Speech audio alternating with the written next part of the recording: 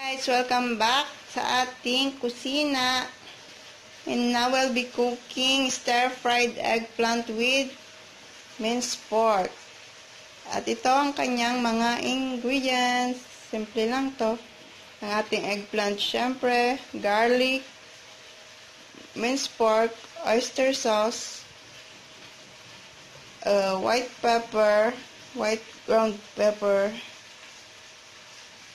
ginger spice powder, ang ating sugar, cornstarch, at ang oil. Isa na natin, i-marinate natin ang ating minced pork.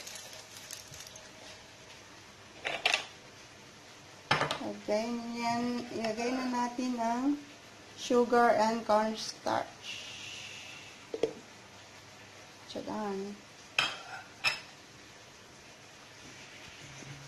Lagyan din natin siya ng white pepper powder at ang ating ginger spice powder. Oops, blurred. Tansya lang tayo, guys. Ayan, nilagyan ko na rin siya ng 1 tablespoon oyster sauce tsaka 1 teaspoon olive oil. Haluin ko lang, guys. Oops, nakalimutan ko. Lagyan din natin siya ng Worcestershire sauce. Kunti lang. Oops. Ow! Sorry. Haluin natin. Ayan guys, sinakpan ko na siya ng cellon wrap. Ilagay lang muna natin siya sa ref.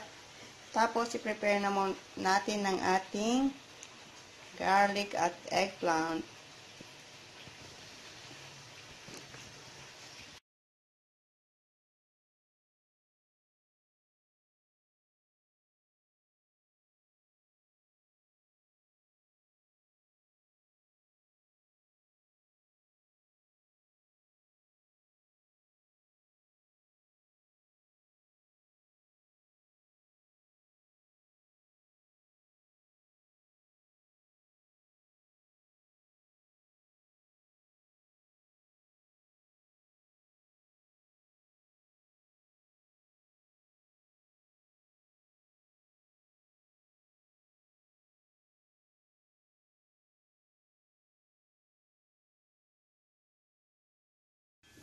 Yan na guys, ilagay na natin ang ating pork.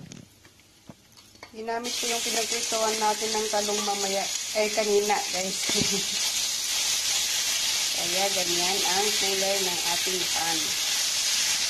Gisa lang natin siya guys.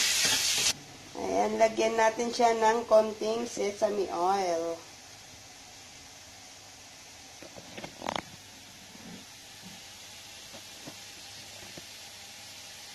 Yan, lagay na rin natin ang ating talong.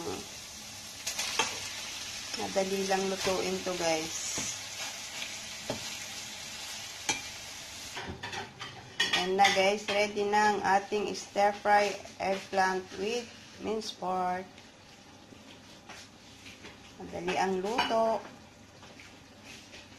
Ito na guys, ang ating stir-fry eggplant with minced pork. Simpleng lutuin.